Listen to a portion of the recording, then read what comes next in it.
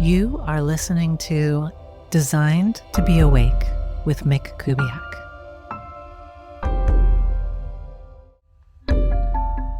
Welcome to episode 4 of Designed to Be Awake. This episode, it's about internal validation as opposed to external validation.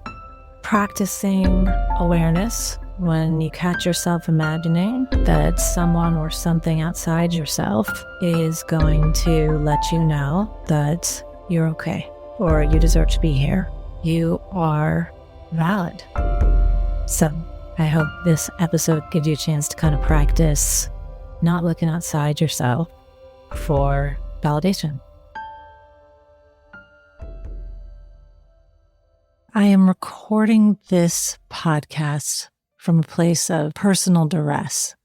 What I mean by that is I can be a bit of a perfectionist, and it causes me to procrastinate, hesitate, wait until the perfect moment, until I know exactly what I'm going to say, until I'm in a specific state of mind, or I'll decide, oh, this is the time of the day where I really do well at this. And I'm really insisting with myself that I let that shit go. And so that's what I'm going to do. It is a Wednesday. A typical Wednesday for me, I see clients, usually somewhere between, let's say, 4 and 6 clients. And I love my job. I love talking to people. I think human beings are absolutely fascinating.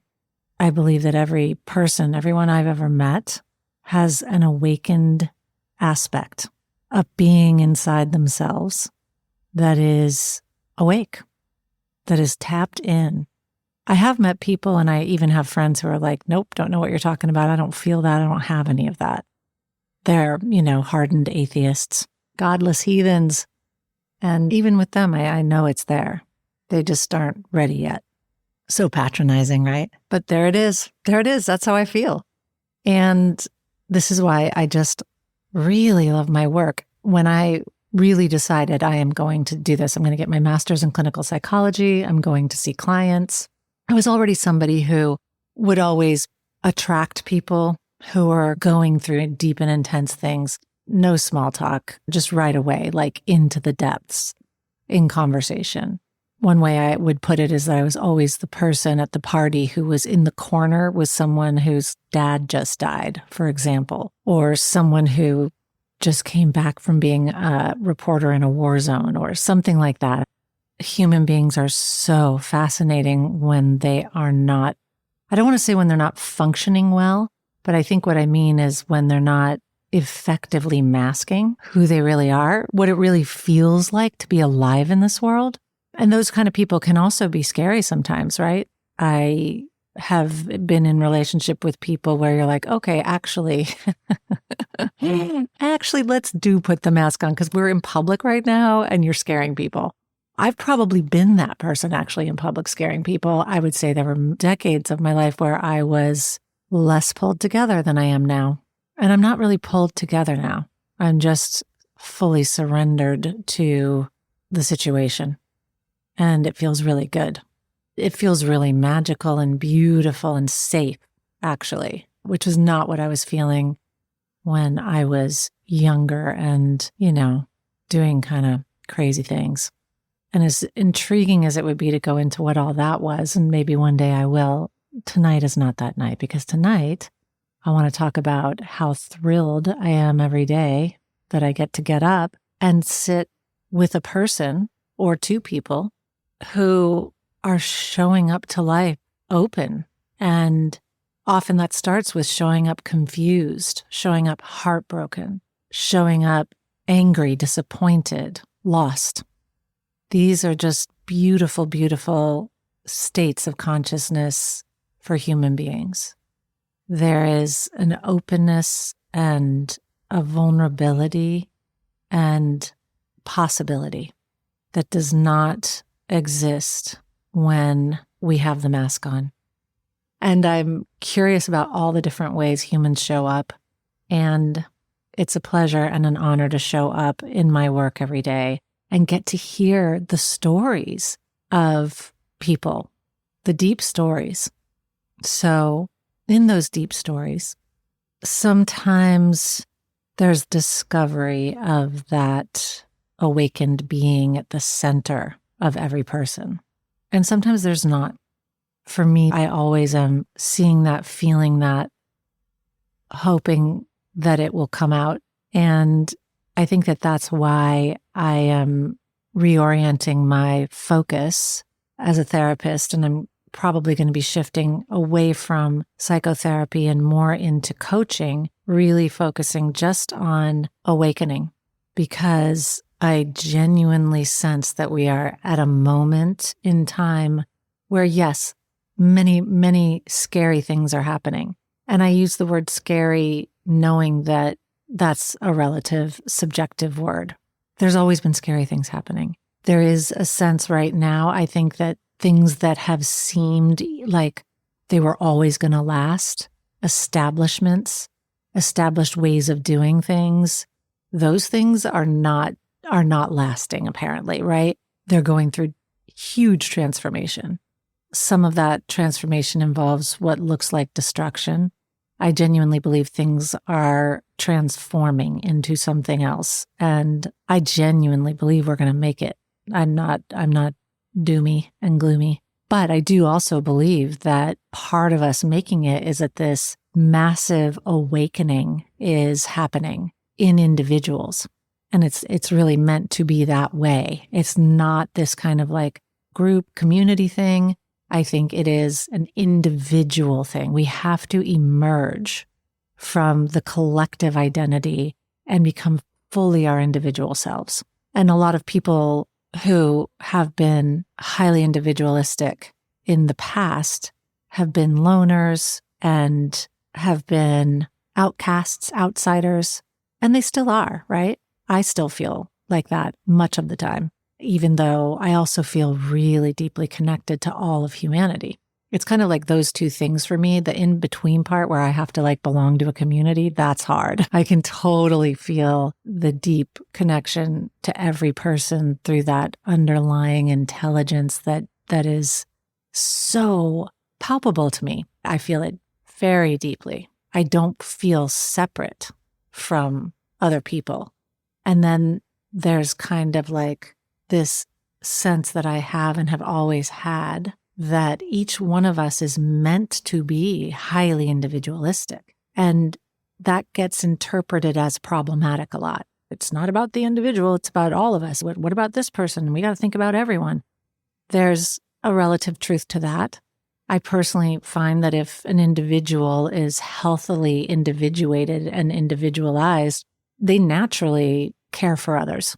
It's not something you have to like bang everybody over the head with.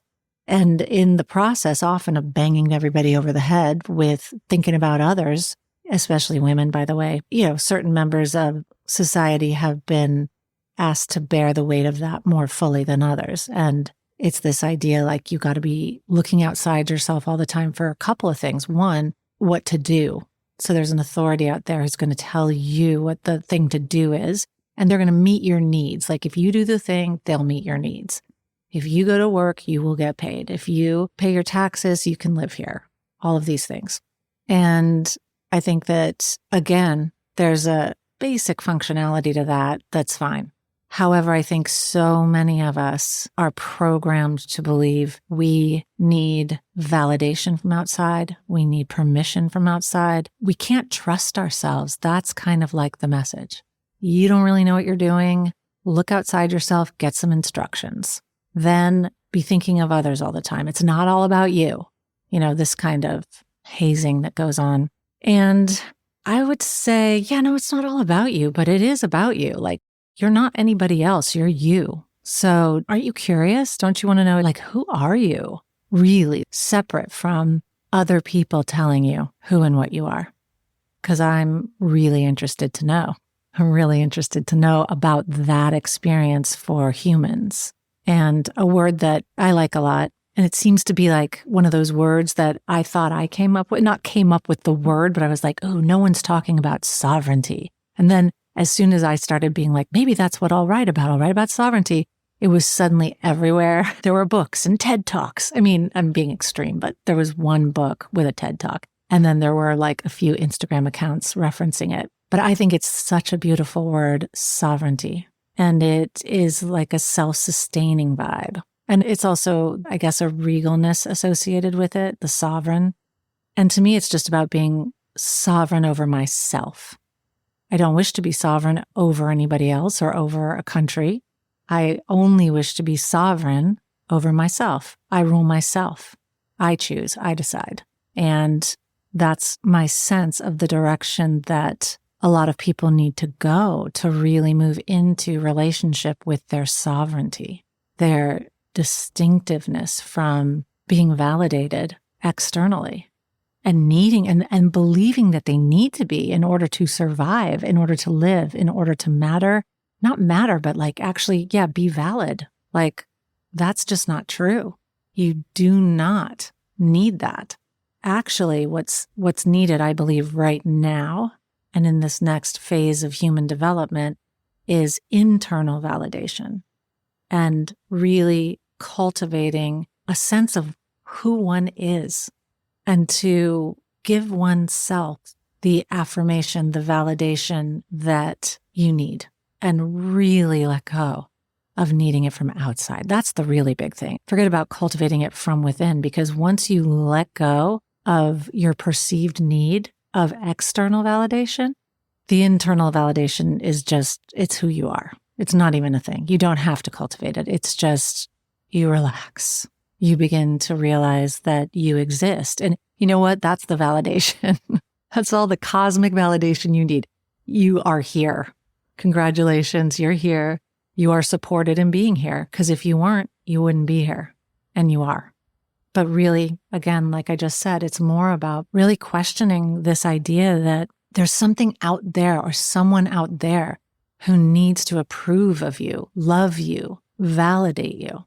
It's just not true. It's a perceived need. And I think it is an addiction, actually. I know for myself, once I let that go, it was total freedom. I feel so free. And then when I experience a little like resurgence here and there of like, does he like me? Do they think I'm nice? Or like whatever, I catch myself doing it, right? Every once in a while. And then it's just a little blip. And I'm like, oh, no. We are not doing that. We are not doing that. We don't need that. Remember? It does feel like freedom from an addiction. And it's wonderful. It's wonderful. And I highly recommend it. So this is just a kind of meandering way of sharing with you this concept and inviting you to explore it for yourself. Where are you looking outside yourself for validation, approval, love? And in what ways is that a trap, a prison? And if you could get what you think you're going to get because that person likes you or like whatever you're doing, imagine that's just how you feel all the time. And it's unrelated to other people liking you or approving of you. Can you picture it? I hope so. And I hope this has been interesting for you to consider.